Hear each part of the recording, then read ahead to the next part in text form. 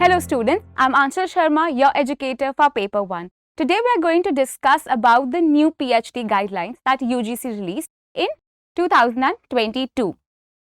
So there was a draft that we saw on the UGC portal. It was released, that is called as University Grant Commission Minimum Standard and Procedure for Award of PhD Degree. So these are the regulations that will talk about the new procedure for PhD degrees.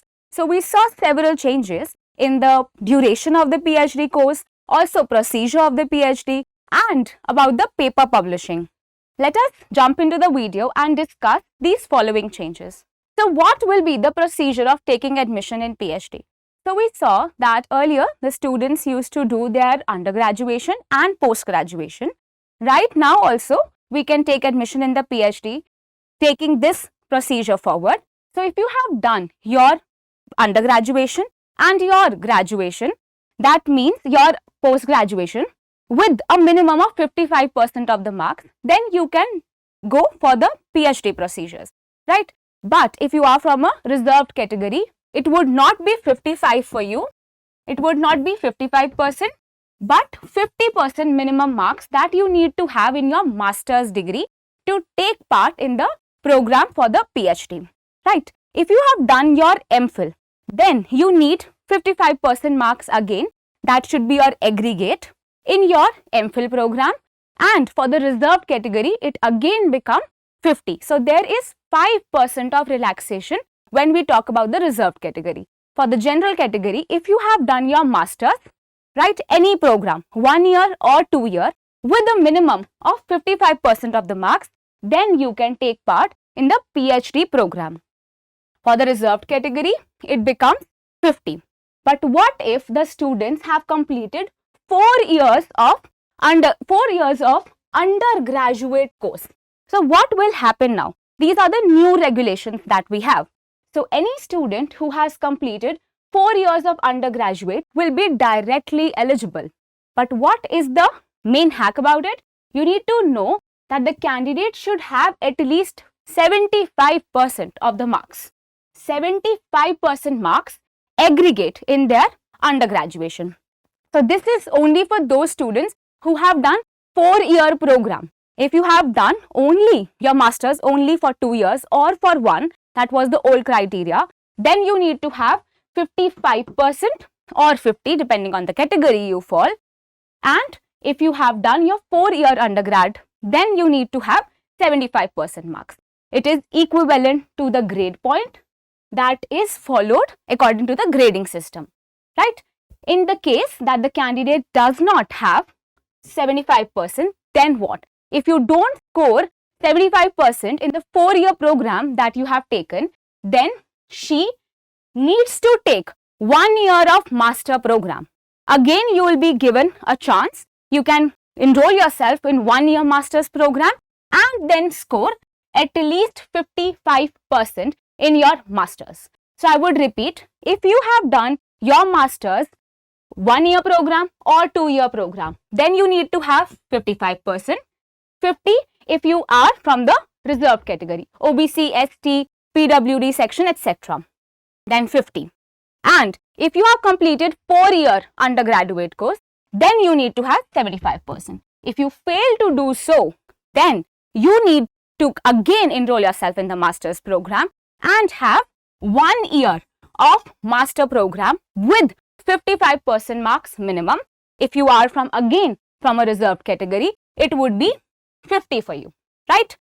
All the universities shall admit PhD scholars through your NET exam or through an entrance exam, right? So there are 2 ways through which you can take part in a PhD program. Either you can qualify NET with JRF. For those students, there would be a direct procedure. But if you don't have your JRF or your NET certificate in your hand, then you need to take part in the National Entrance Test or Entrance Test. It is depending on the university you are targeting or the college that you are targeting for the PhD program, right? So there would be different entrance tests that you need to give. Also, sometimes we have also seen that after clearing NET also, they ask for the entrance exam. So it also depends on the university that you are targeting. But broadly, you can say that if you have your NET and JRF certificate, then you can directly take part in the PhD programs. And this gives you edge over other students, right? So clearing your entrance exam again takes a toll over you, right? Takes time, and the process is also lengthy. And of course, you need to study even harder because PhD in entrance exams are tougher. But if you have qualified your NET exam, then you can clearly enroll yourself in the PhD program and submit your thesis that you have, right? Or maybe you can give your proposals to them. Okay, now the syllabus of the entrance test. So the students ask me, what is the syllabus that we have, or you can say the procedure that we take part. So the syllabus of the entrance test shall consist of these following things. They will first of all check your research skills, your analytical skills, and your comprehensive and quantitative skills. So they'll be including the questions that will actually target on your research, analytical, comprehensive, and quantitative aptitude skills. Then there would be an interview that would be organized by the university and the college. That depends on the candidate. And then they'll discuss about the research interest of the person. So you can give an interview, or you can give a presentation before the jury, or you can say before the members, the research committee, the departmental research committee. And if they like you, then you will be enrolled in the PhD program. So what happens? Either you write an entrance test that will judge you on the basis of these criteria, or you can go for the interview. That also depends on the procedure. In the interview, you will be discussing your area of interest, and then the jury, the departmental research committee, will judge you. And if they have vacant seats, if they have professors, or if they have professors that can work on the area with you, then you will be taking part in the PhD programs. The selection of the qualified candidates should be based on the interview for JRF and NET, whereas for the candidates who have qualified the entrance exam, the selection shall be evaluated in the ratio 70 to 30. So 70 would be for the written test and 30 for the interview. So what happens here? If you already have your NET and JRF certificate, you can just go for the interview, talk to the committee there. If they are interested, you will enroll yourself in the PhD program. But if you are writing the entrance exam because you don't have your NET certificate or JRF certificate, then what?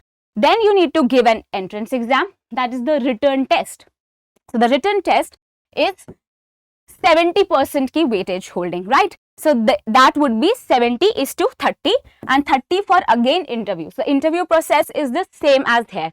You will be again giving presentation, and the duly constituted departmental research committee would look at that and take an interview, and if they are interested, you will be enrolled in the PhD procedure, right? So this is what the procedure is. So the PhD program shall be of let us discuss the duration, right? So the PhD program shall be for a minimum duration of 2 years, excluding the coursework. So there is a coursework for about 6 months, and after that they say that minimum you can have 2 years and you can do the course, and maximum 6.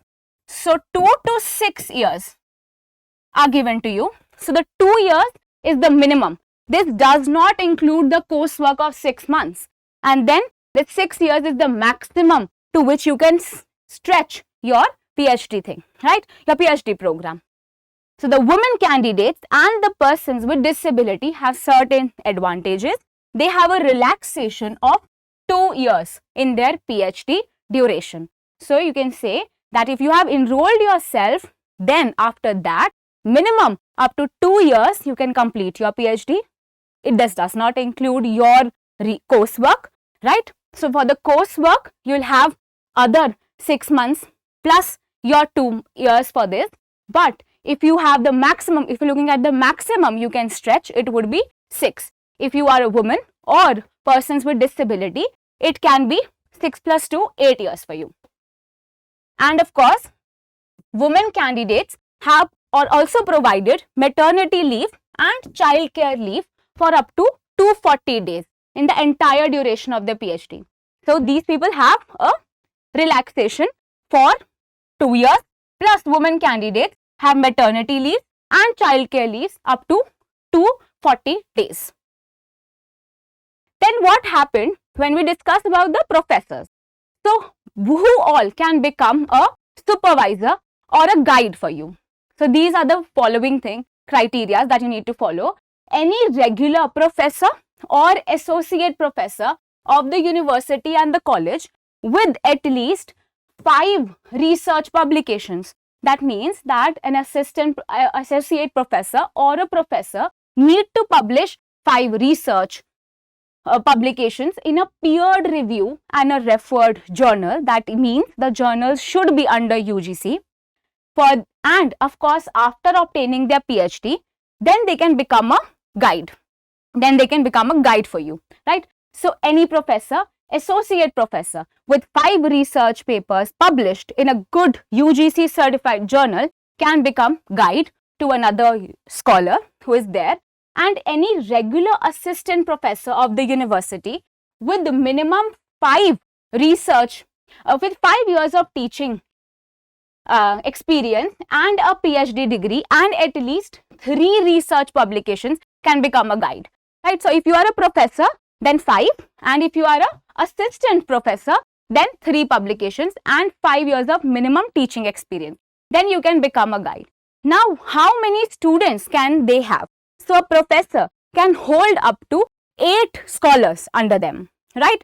An associate professor can hold up to 6, while an assistant professor can hold up to 4 students only under them. This is why the limited seats are seen in the PhD program. Students often ask that why is doing PhD so difficult? Because the seats are really less, right? Candidates are more while the seats are less. That is why it is advisable for you to have your JRF certificate. If you score good in the exam and then you have your JRF certificate, they will give you preference, right? So NET students do get direct admission. That is the preference given to them. But if you have your JRF certificate, things become really easy for you, right?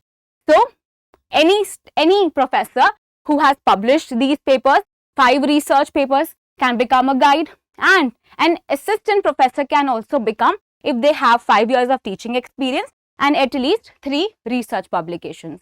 So I would repeat, professors can hold up to 8 scholars under them, associate professor 6, while the assistant professor can hold up to 4 only, right? Then what is the coursework? So we have seen that minimum number of credits that you require in the PhD program is at least 12 and maximum up to 16. So you need good credits to carry forward your coursework. Then the PhD thesis submitted by a research scholar shall be evaluated by his or her research supervisor that we have discussed. Plus, with these research supervisor, there will be at least 2 external examiners as well. So you cannot give preference to your students. One guide cannot give preference to the other scholars who they are holding, right? Because there are other external examiners as well. That is why it makes your PhD a challenging task. Then the publishing.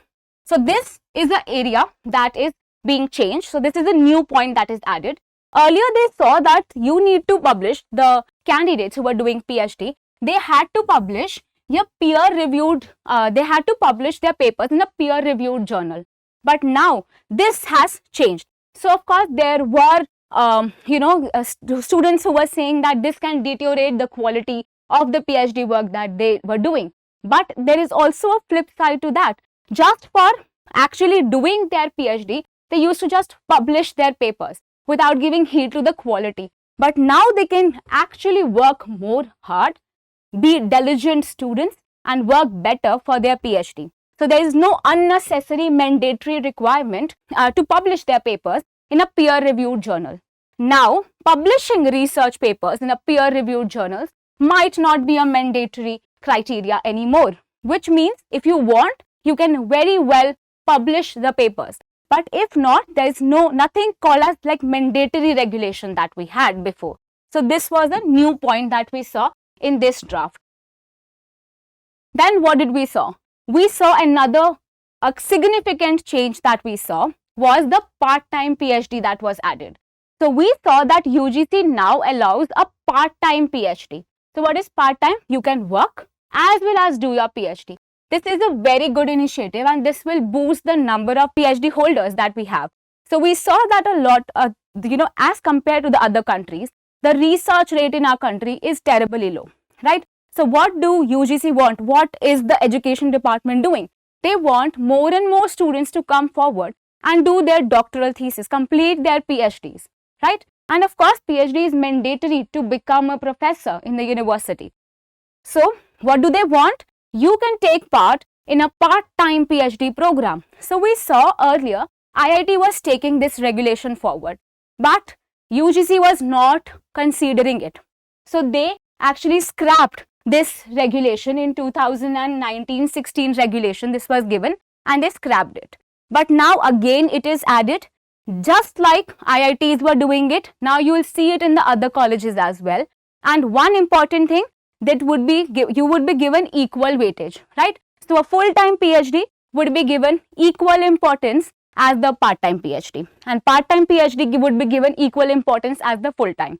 So it is up to you. You can go for any of these PhDs, right? So the part-time PhD, for doing these part-time PhD, what is important is the NOC. So you need no objection certificate from the place you are working in. For example, you are working in an X institute and you want to do your part-time PhD. So you need to have your NOC written from that X institute, given to your guide. If both of them agree that you can have your free time, you can have a cubicle or a a place to study as well, you will be provided time to study, then your guide will accept it and this PhD would be permitted to you, and then she can of course pursue the studies with working as well. So part-time PhDs can be done now. Then another important thing, there was a lot of talk about it previously as well. Now MPhil is no more valid. This does not mean that the students who have already done MPhil, it becomes redundant for them. If you have already done your MPhil, you will be given points in your API score. But from now, you will see that your undergrad would be for 4 years. That also includes your masters. You can directly take admission, right, in the PhD program, and there is nothing as MPhil program, right? So earlier we saw that the students used to take part in the MPhil course. After MPhil, that is for 2 years, they will jump for the PhD program. If you have, again we discussed, 55% in your MPhil, 50 for the reserved category, you can take part in the PhD program. But now you will not see anything like MPhil course, right? So this does not make the previous MPhil holders as redundant. You can carry forward your research. So these were certain guidelines that that was released by UGC, and I hope you will like the video. You will run forward to do your PhDs, and for that I would recommend to study hard for UGC NET, because if you clear UGC NET, things become easier for you, right? They become easy because you can have your UGC certificate, take part directly in the admission program. You will be, you'll be eligible to go for the interviews, crack the interview and take part in the PhD program. If you have JRF certificate, then you'll be again given a lot of preferences. The guides would sit with you, talk with you, and you can choose your guides, right? So I hope you understood everything. If you have any doubt, you can write it in the comment section. We'll surely reply to you. Thank you.